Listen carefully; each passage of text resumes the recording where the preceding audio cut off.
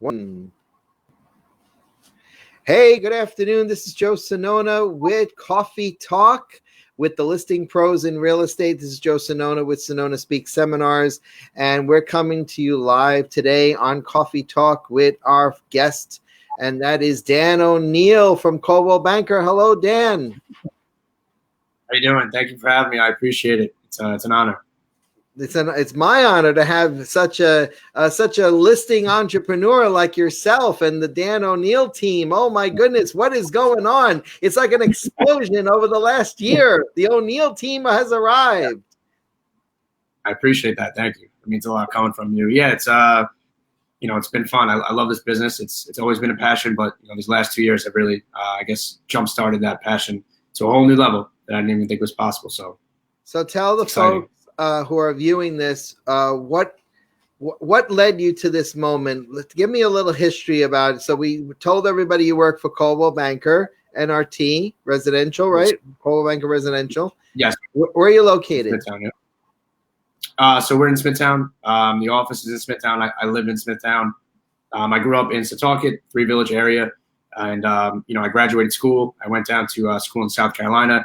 So when I came back after school, I didn't really know what I wanted to do. I was unsure.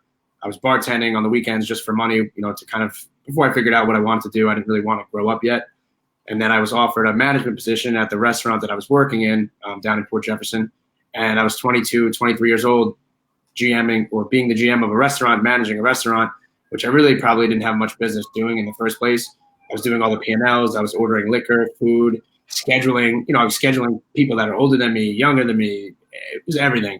So I was working about 70, 80 hours a week, 7 days a week, no holidays, nothing. So I was getting really burnt out. I was getting really tired of it. I didn't really feel like I was appreciated. And I hated mostly the fact that I wasn't really helping anybody. It's a great business. It's a great job, right? You make good money, but I wasn't happy in it because I wasn't doing anything to better myself and I wasn't helping anybody. So it's kind of a weird situation, but somebody just walked in one day. I guess he was in real estate. I have no clue where he was in real estate or where he worked, anything. He had a nice watch on, nice car. He was talking about all the deals he had and how he was helping out, all the different families. And he was just like, hey man, you have a really good personality. Have you ever thought of getting into real estate? And in my head, I'm like, I would do anything. I'd work in Chuck E. Cheese right now to get out of this freaking restaurant. And I always, like I said, my father, flipped a lot of real estate back in the day. Not as a job, just, you buy something as a good investment. Somebody would knock on the door 2 days later and say, hey, before you finish building it, we'll buy it. So he did that a lot when I was younger. And I always kind of, had a slight passion for it. But I was just so sick of my job that I just, started taking the test. I quit the restaurant. I had about 3 months rent worth of saved, I believe, 3 or 4. And I just dove right into it. And the rest is kind of history. Nice. Kind of crazy. Good history. Yeah. That we want to know how you became so successful, because the internet is like exploding with your name on it. Facebook, Instagram, you have plenty of nice content, which we're going to go into in a second. But how old are you, if I may ask? 25. 25 years old. So you're an inspiration to those who are 25 or younger or even a little older getting into the business. What is your advice for new people getting into the business? Let's start with that one. Okay, so I think my advice for somebody new, and I tell this to the new people on my team, my advice really is you have to want it for yourself, right? So in this business, nobody's going to come up to you and say, here's 5 listings, good luck, or here's 5 buyer leads. You really have to put the time in. You have to be motivated, dedicated to your own craft, and you just have to want it.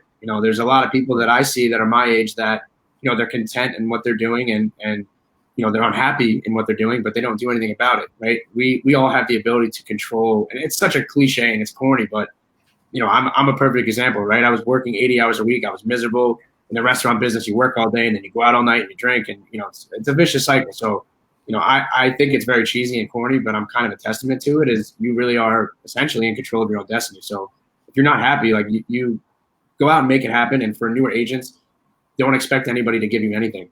Go out and do it for yourself. When you're done with your work day, go home and go on YouTube, watch all the trainers, watch Tom Ferry, constantly educate yourself and make it happen. Make the cold calls, the door knocking, do all the things that you need to do and take, the Brian Karps, the Beth Lowe's, the Mark Donnelly's, take all these people that are extremely, extremely successful mirror what they do and put your own spin on it.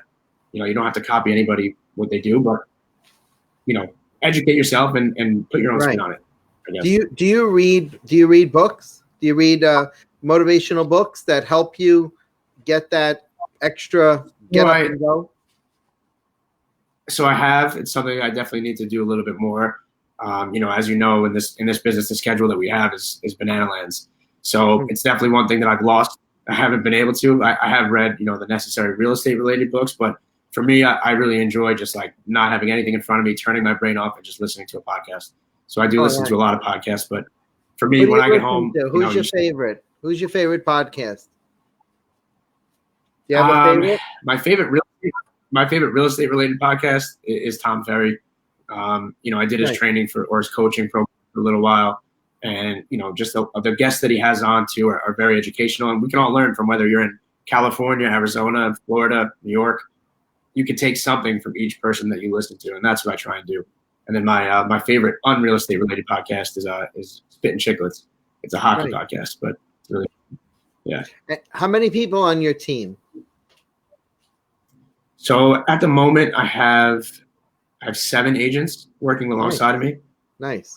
I'm extremely blessed to, have them have taken that leap and join up with me and believe in me, and trust me to help them out. And it's going really well. And I never really thought it would go as. But it wasn't always the team, though. You didn't always have a team. So how did you start by? I guess you were a solo agent, correct? So I started off in an office. Tell me a story. So I started off in an office in Farmingdale, Weichert Realtors with Joe and Jared Garcia. They taught me everything. They were excellent, great training. I would really recommend, if you're a new agent out there, definitely go and give them a shot or at least check them out. So they really, they took me under their wing. They trained me. And then, I got a little bit sick of, working out in Farmingdale, being out here. It was a little bit tough for me, especially because most of my business was at that time, Miller Place, Mount Sinai, Smithtown. So the commute for me, got to be a little bit much. So I wound up going and joining up with the team, actually, the share team or team share with Zach Share and Carlos Salinas. So together, us three, we kind of, we had the goal of wanting to become the number 1 team at Coldwell Banker. And I think that halfway through the year, I wound up leaving. And I think they fell just a few deals short. But it's pretty impressive, for only a few people on the team to compete with, 19-person or 20-person teams and put those numbers up. We definitely accomplished what we wanted to do. And then, it kind of became time for me to go out and do my own thing again. I think I did it a little bit backwards, whereas I would tell people if you're getting into the business, it makes sense to start off on a team as opposed to going off on your own. And then, so I did it the opposite way. I went solo first, then I joined a team, then I started my own team. Whereas I kind of wish that I went on it first, and vice versa. So what's your secret sauce for listings? My secret sauce. I mean, everyone always asks me this, right? Everyone thinks I have this magic potion that I'm doing or whatever. And to be honest with you, I mean, it's a number of things, right? There's not just one thing that I'm doing, but I think first and foremost, I think it's a value add. So what I'm able to bring to my clients, sellers or buyers, investors, renters is just a value add. And that could be for you, that could be something completely different than what I'm adding for my clients. For me, the video stuff that we've been doing on the listing side of things, I think has really taken my marketing and my advertising to the next level. So for my sellers, one of my value adds among many is these videos that we're doing. And we're able to get, 12,000, 15,000, 20,000 views on these videos that, they're not just me walking through the house and giving you boring, bland, old details. But I don't know if you saw the last one we just did. We made a spoof video of a Netflix show that's going pretty viral called You. And, a lot of people have seen the show. It's kind of gone viral. It's what everyone's talking about. So I acted as the character in the Netflix show and walked through the house. And it was just a really unique and creative way to show off the listing. And it went viral and we got tons of hits on it. And we wound up selling that house from somebody that saw the video within the first 24 hours. And we sold it for a $25,000 record for the neighborhood. So, that's just one way of adding value. And I think that when you're going on these listing appointments, you need to be able to add the value. So you can't go on there and saying, we're going to put your house on Zillow and we're going to put it on Facebook and we're going to, boost it to here, this, that, the other. Everyone is saying that. Everyone's doing that. You're doing the bare minimum. You're not creating any sort of value add. So what I think we're doing a great job of is we're adding the value. We have good relationships with other agents in the area. We do right by everybody. I'm not in this business to burn bridges and to be a pain in the neck to anybody. So I pride myself on having good relationships with agents because it'll help you in the long run. We're just trying to do something different, I guess, if that makes sense. So I pride myself as a lister, and I subscribe to the same principles as you in the laws of agency. And could you tell me a little bit about what law of agency you like, first of all? And for those of you who are tuning in, the laws of agency you can equate into the acronym of OLD CAR: obedience, loyalty, disclosure, confidentiality, accountability, and reasonable care. How do you take the laws of agency, apply it to your business, and get those referrals, get that customer satisfaction you're looking for? Right. So I think to answer that, we all have a fiduciary duty to all of our clients, whether it's buying, selling. I really believe that, especially, all right, so the confidentiality thing, right? There are certain instances where if you reveal something that, if you're selling, if you reveal something about the seller, whether they're moving, whether they're this, that, the other, you could really, you're breaking the law essentially, but you could really put them in a tough spot. You can hurt their final sale price. You can really, damage the sale. So for me, abiding by the rules and the laws, I think really you do the right thing by people, like I was saying earlier, and the results will follow and the referrals will follow. So for me, I just had an instance where I had a seller moving down to Florida. He had to move right away. It was kind of, he's fire sailing the house and everyone's asking, why is he selling? Why is he selling this, that, the other? And he didn't want me to tell anybody. You can't do that. You have a fiduciary to your seller. If I told people, they might have lowballed him because they knew he was in a rush. So, abiding by the rules and doing right by your clients will only continue to get you the referrals. And I think with that too, part of the reason we have such success is because we surround ourselves with the best people. So, we're dealing with the best of the best. And it's not just the best lender, the best inspector, the best title companies, the best attorneys. It's good people. It's good, genuine people that are going to do right by the client as well. So when you surround yourself with a really good team like that, you have total control. You streamline the entire transaction. But most importantly, you know that your clients are going to be happy and satisfied. And that's when you really will start to get the referrals coming in. And that's one of the things too, right now with my business. In the very beginning, every day I'm cold calling. Every day I was door knocking. I was going down to the town auction sites where they would auction off the flips and the investments and foreclosures. And I would hand out my business card like I've been doing this for 2 years. When really I had my license for like 2 weeks, and nobody knew the difference. Now I don't have to do these things. I don't have to do them as much because, I've done such a great job by the clients and so is the team where, somebody will message me on Facebook or Instagram and say, hey, listen, we have a house to sell or we have a buyer. So, it's all about doing right by people and following the agency laws. And do you instill in your teammates the same principles, the same philosophies that helped you become a success? Or do you leave that up to the trainers to do? No, I think that it's important that it comes from me. I think that because I have such a young team, few of them were actually, friends with me, or they grew up with me, or they knew me before real estate. So they've also seen me go from, behind the bar at 4:00 in the morning, miserable, to, now enjoying and having fun and having, being so passionate about this business and having the success with it too. So I think coming from me probably resonates with them a little bit more as if it was a random trainer or, an online training. So I try and instill to them everything that I've done, between social media, the cold calling, the for sale by owners, all those kinds of things. I try and instill that to all of them. And then honestly, it's up to them to take it and run with it. If what I'm telling them is going to go in one ear and out the other, there's probably not room for you on my team. But if you're going to take what I'm telling you and you apply it and you go out and do it, then you're going to be very successful. And that's, I think they've all bought it. What is the average age on your team? What's the age groups? Age higher, low, older, younger? I have 22, 23, I'm 25, John's 25, Alyssa's 26, and Brianna's 27, and George is 27. So 22 to 27. So you as their mentor, you're their inspiration. What do you tell them that gets them out and going like yourself?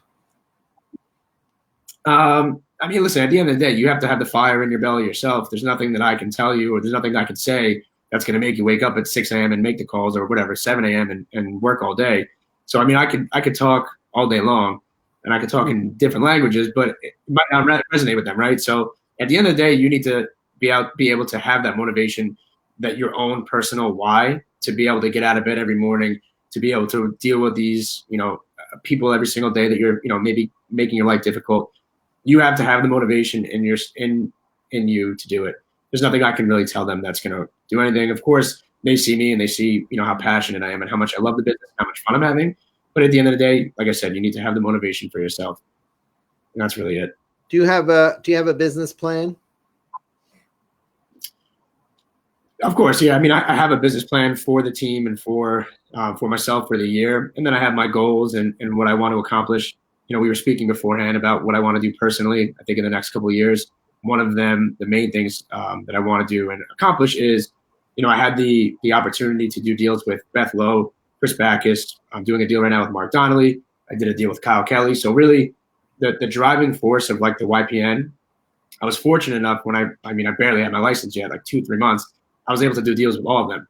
So they've been able to kind of, mentor me in a way and explain to me of getting into the leadership position and what it will do for you and what it means to everybody else. So one of my short-term goals, probably 2-year plan is I'm a director for YPN right now. I won YPN top 20 under 40. So I really want to, continue to kind of move up and continue to move the scales. And I want to be YPN president in 2 years. I want to follow in the footsteps of all the people that I just mentioned. They all have done a great job. John McSherry, who you just had on, he's the president-elect. So, I want to follow in their footsteps. I want to put my own spin on things, and I just want to continue all the great work that they've done. And so that's one of the things that I think personally and professionally, you're going to do it because I've watched your career so far, and I was there that evening that you received the top 20 under 40. And for those of you who don't know what YPN is, it's the Young Professionals Network. It's a group of individuals who are either under 40 or young at heart, because I got the award too, young at heart. And it's a group of fantastic entrepreneurs in the real estate business that are just killing it. They are not just top producers in the business, but they are a good bunch of people that get together, network. There's a lot of philanthropy there with Ronald McDonald House. That's your charity there as well. And there's some great leaders that come out of YPN, great leadership skills that you learn when you do join this organization at the Long Island Board of Realtors. So I foresee that you're going to be the president one day. I really do. And I think you're going to make presidents of presidents, future presidents coming up in your line. And it's good. It's good to know that there is somebody like yourself that will go far in your business and in the industry, leading other people to greatness, not just your team, but, when I always say that whenever I hang out with some good people, like you mentioned in the interview just now, you tend to want to emulate yourself to those people. And they are some fantastic leaders in addition to the ones you mentioned that I have surrounded myself with, even on the board at the Long Island board. And I would list my home with every one of them, including yourself. Thank you. Well, I appreciate that. And I would agree. I would 100% agree. And it's good to surround yourself with these kinds of people. And it's good to learn from them too. Like this month, 2 years ago is when I got my license. So I'm only really 2 years in. So obviously every single day I'm learning. And it's no matter if you're doing it for 40 years, it's still going to be a learning process each and every day. And to be able to have the opportunity to learn from them and to listen to them speak and lead, I really truly feel like I'm only getting started. And I'm very excited to be able to have the opportunity to even be on the director spot for the YPN and to, like I said, continue to move up the scale and eventually maybe LIBOR and, other ventures as well. I'm really excited. And like I said, I think I'm only getting started. So I think you are. You're just getting started. We have a continuing education class that it's called Lead to List, and there's a lot of good people that I bring in as guest speakers, and I hope you'll join me one day in that class, and you'll inspire the people that are wanting to become good listers. Let's talk about the public. Yeah. You're young. You're 25 Okay. years old. Why should I list with you? You're only 25. What differentiates you from somebody who's 35 or even someone like me who's in his 50s? Do you Absolutely. have So that something was else definitely that you do? yeah. So that was definitely one of the first things that I had to, the first obstacles that I had to overcome, especially when I was new in the business. I didn't have any sales under my belt. Why am I going to get a listing over Brian Karp, who has 250? And there were times where, Brian Karp's a great guy, but there were times where I actually beat him out on listings, and I just got my license. So what I think it really comes down to, and you're right, I'm only 25 years old and I've only been doing this for 2 years, but the way that the market is, everything now is online. So whereas these people may have had success for 30 or 40 years, it's times are changing now.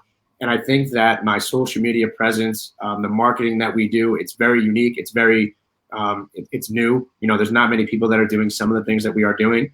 So yes, I'm new and I'm inexperienced and I don't have the 40 years under my belt, but I have the sales, I have the track record, and I have the referrals. If you go on my Zillow page, I have, I think, maybe 60 reviews, but they're not just Dan did a great job. People are taking the time out of their busy days to write a nice, a paragraph, as to what I did for them in their specific, instance. And it's just a really good feeling. My business has grown to where it's every day I'm getting, whether it's social media, Facebook, Instagram, just a text message. I get other agents that are calling me like, hey, listen, we don't go all the way out to Miller Place. Can you service this? I just had somebody right on before I hopped on with you, a top team in Nassau, reach out to me and say, listen, don't even worry about a referral fee. Just help these people out. I know you'll do a great job by them. So it's more so just of, you do the right thing by clients, and it's only going to snowball. You put the time in, you put the effort, it's going to continue to snowball. And, now I have the resume. Now I have somewhat of the resume, I should say, where I can go on those appointments and I don't even get questioned anymore. It's not a matter of how long have you been doing this for. It's, how much should we list the house for? And what record can we break, And I think it all comes down to being confident. How many hours a day do you cold call, or you search for sale by owners or expired listings, or even circle prospecting? So how many hours a day do you put into that? I do it daily. I have my for sale by owner and expireds. I do like 2 hours every Tuesday or whatever the case, and I have set days blocked off for it. But in my opinion, I think I'm always prospecting, whether it's me taking an Instagram story of a house, or it's me showcasing a listing, or it's walking through, doing a Facebook Live. To me, that's all prospecting. That's all putting yourself out there. That's all building the relationships, whether it's with agents or with people. I don't think that we need to be the salesman, the used car salesman, and constantly be in people's faces. I think it's more so about building relationships with people and having that connection. Whereas if they do decide to buy or sell, or somebody they know does, you're going to be top of mind because they like you and they know that you're a genuine person. It's not just, hey, I have my real estate license. If you want to sell it by, let me know. It's, hey, how you guys doing? I saw, you just adopted a dog. A dog is awesome, and just staying in touch with people and building the relationships. That's a bad example, but I think building relationships with people. And I think everything I do, whether I go to Stop and Shop and pick up my dry cleaning, I think that is all, to me, is networking, it's prospecting. And to answer your question with the for sale by owners and everything, I just have a few hours a week that I block off to make those calls. And, it works for me. That's great. And what kind of technology do you use besides the social media forums of Instagram, Facebook? Do you use any other, like I use professional photographers, drones, walkthrough videos? Yeah. I use all those things to enhance the listing. It's not just putting up a sign and putting it on multiple listing service. Of course. So I'm 25 years old, right? Everyone thinks that I should be the most tech savvy person in the world because I am probably one of the very few young people doing this. I am the absolute worst with technology. I couldn't even figure out how to get on this thing. I am terrible with it. So I outsource it. I have somebody that helps me out with all the different technologies. But just like you said, we do the professional photography. I have a contract with a professional videographer that does all of our vlogs and our podcast and the HGTV style videos. We have the CRM. We use the Premier Agent inbox to kind of, nurture all of our leads. Other than that, I'm not using any sort of fancy apps or anything like that. I mean, we use a software. I call it the FBI agent software that basically, I use this example all the time. I just mentioned that I wanted a Peloton because Charles Weinrub doesn't stop talking about it. And I mentioned it. I never looked it up. I didn't do anything, but I said it in front of my phone. And now I cannot escape their advertisements anywhere. Facebook, Instagram, Right. Google, wherever I am, it's there. So my girlfriend works in Chelsea. We just got a Peloton, and I have to tell you, it's constantly in your face, constantly, and that's good marketing, good subliminal marketing, especially when you want to be like the person that's cycling, and you want to look like the person that's cycling. You know, so I have to tell the audience, but I have to tell them, you know, Dan is telling the truth. He's not very good in technology the way I thought he would be, because I reached out to him on Instagram to be on the show, and then I reached out to him on Facebook, and then he's answering me on Instagram, and we're going back and forth. We don't know where to find each other. Yeah. You know why though? This is how sick I am. When I was answering you and talking to you, I was on an anniversary dinner with my girlfriend. So I had to go to the bathroom, and I would message you, and then you would message me back, and then I didn't want to be on my phone at the dinner table, but I'm like, oh my god, this is an awesome opportunity. I would love it. What is your girlfriend's name? What is your girlfriend's name? What is it? Grace. Grace. Tell Grace. Pardon me. Grace. Yeah, right? Grace. No, you got it right. Tell Grace I apologize in advance for interrupting your anniversary dinner. So I listen. What? I'm sorry. I said I'm self-aware. Yes, I know that I'm not that. That's why I outsource it, and I have people to help me with it. You know. Yes, absolutely, absolutely. I want to show the folks our next seminar that's coming up on March 19th. Dan, I hope you and your team will come.